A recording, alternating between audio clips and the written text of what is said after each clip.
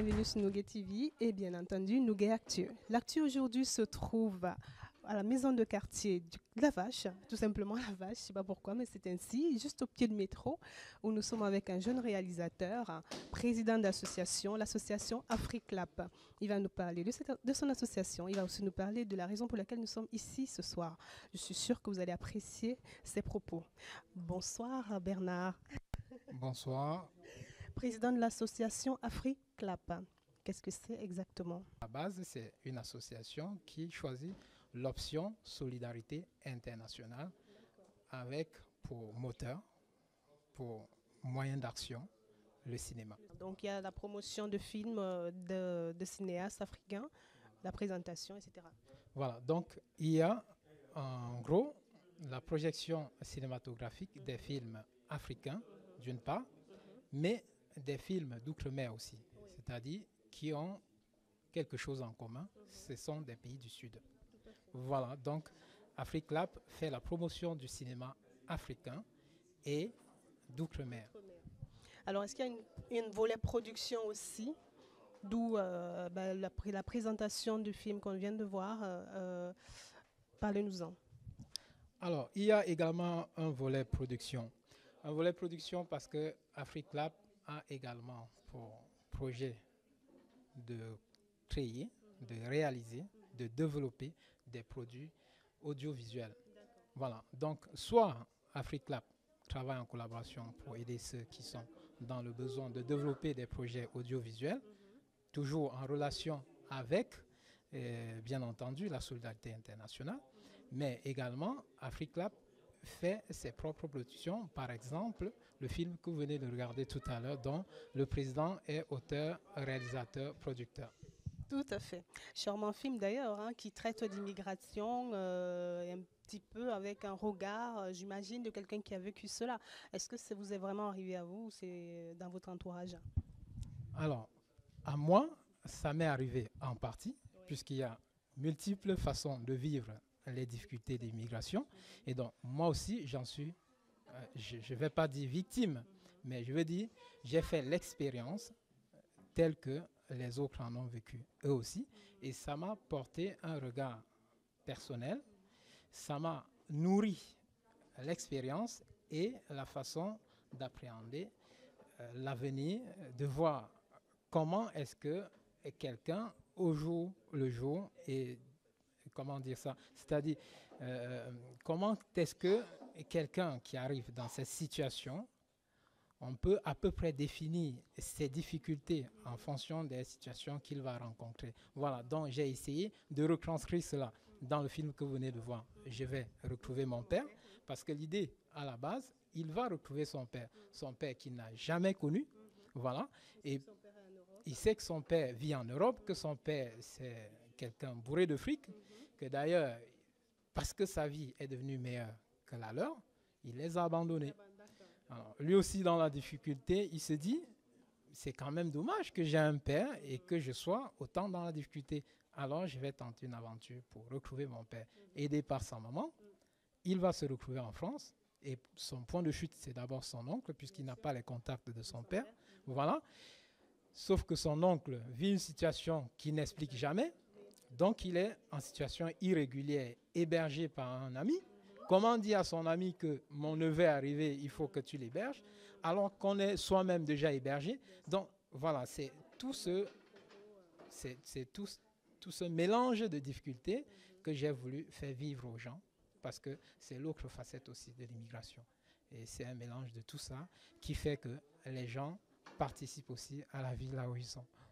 Comment s'est passé d'ailleurs le tournage de ce film? C'est vrai que c'est un sujet assez lourd, hein, mine de rien, pour beaucoup d'immigrés. En plus, vous avez choisi le format court, court métrage. Donc, il faut mettre un condensé d'informations dans un tout petit laps de temps. Comment s'est passé le tournage et puis le côté post-prod? Alors, parlant du tournage proprement dit, je dois dire qu'à un moment donné, j'ai même tenté d'abandonner le projet. Pourquoi? Parce que le film ou encore le projet de tournage a démarré le 10 octobre 2010. Le 10 octobre 2010, on a essayé de tourner parce que, avant tout, on ne vit pas encore de ce métier, donc on a un autre métier à côté. On travaille avec des amateurs qui ont, eux, leurs propres préoccupations. Il faut se caler des week-ends pour essayer de tourner. Et évidemment, il y en a qu'on appelle après l'heure de rencontre et qui te dit « Ah, je ne me souvenais plus. » Voilà. Et il se passe quoi? Il se passe qu'on va annuler le tournage pour le remettre. Peut-être dans 2 semaines, peut-être dans 3 semaines ou finalement dans un mois. Donc, le tournage en lui-même a été très, très, très, très difficile. Donc, le premier personnage principal que j'ai eu pour mon film m'a lâché au bout de 3 mois. Et il a fallu, évidemment, faire un casting pour trouver quelqu'un d'autre qui remplira vraiment ce rôle. Et il fallait également faire avec les saisons, puisque c'était des plans qui devaient en grande partie se tourner en intérieur et en extérieur. On était arrivé au plan d'extérieur, que l'hiver était déjà là. Donc on ne pouvait pas tourner. Et en plus, on s'était fait lâcher par un personnage qui est d'ailleurs la clé du film. Donc, il fallait attendre l'été pour recommencer les tournages. Voilà autant de difficultés que nous avons croisées.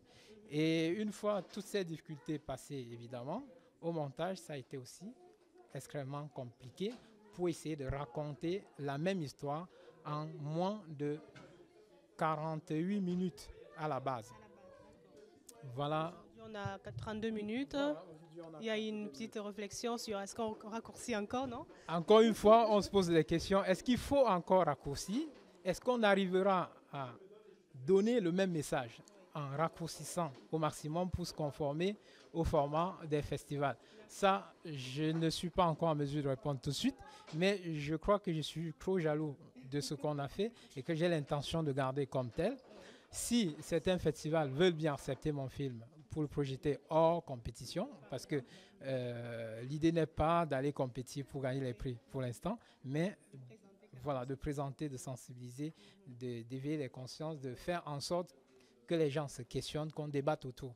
Voilà un peu l'idée du film. Sans être parti pris, j'ai trouvé ça très intéressant. Je pense quand même que là, le format est bon. Enfin, raccourcir encore, on en manquerait encore un peu, parce qu'en plus, le personnage du père qu'on est venu chercher, on ne le voit pas. Donc voilà, si on en enlève encore ça, non, je pense que ce qui est déjà mis. Alors au niveau des administratifs, parce qu'on a vu en parlant d'administratifs qu'il y a eu TCO, la SNCF, tout ça, un tournage extérieur, donc beaucoup de monde. Est-ce que ça a été compliqué? Il a fallu avoir des autorisations spéciales? Comment ça s'est passé? Si j'ai choisi le métro, si j'ai choisi la gare SNCF c'est un point de rencontre. C'est des lieux de départ et les lieux d'arrivée. Et ces lieux de départ et d'arrivée regorgent énormément de secrets et d'histoires.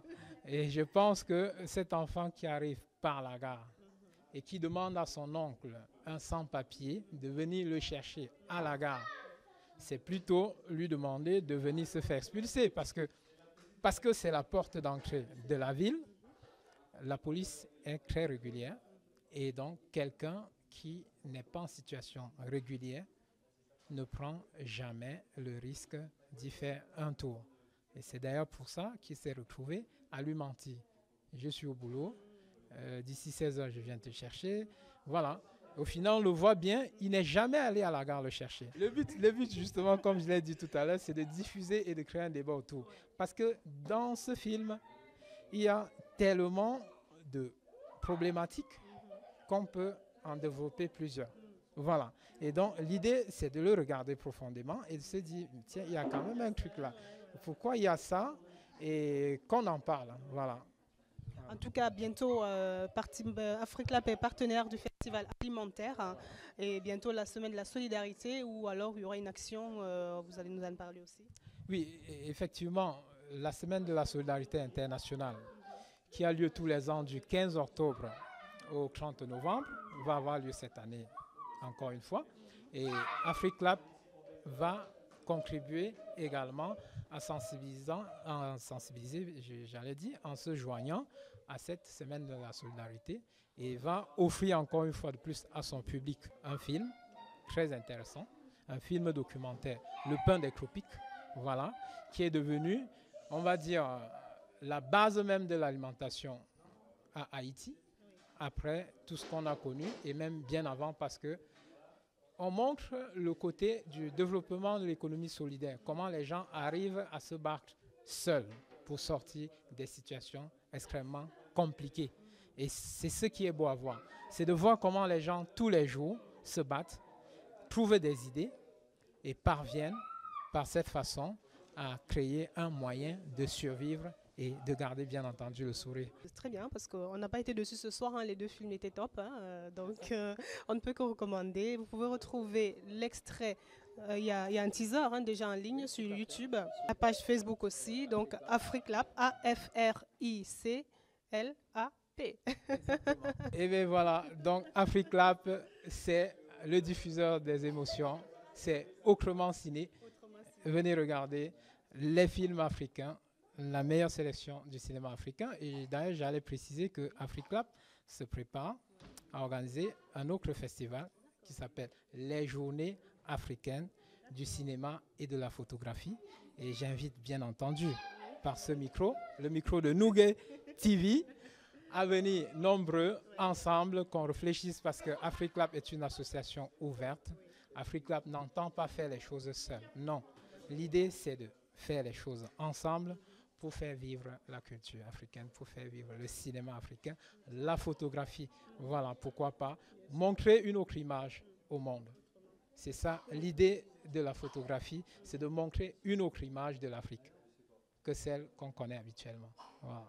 Qu'est-ce qu'on peut vous souhaiter dans les prochains mois? Ce que j'aimerais que tout le monde me souhaite et que Nougué TV particulièrement me souhaite, c'est par la voix de sa caméra, souhaiter que les gens soutiennent les actions d'Africlap, qu'ils viennent regarder, parce que Africlap offre toujours plus que ce qu'on imagine qu'elle peut offrir.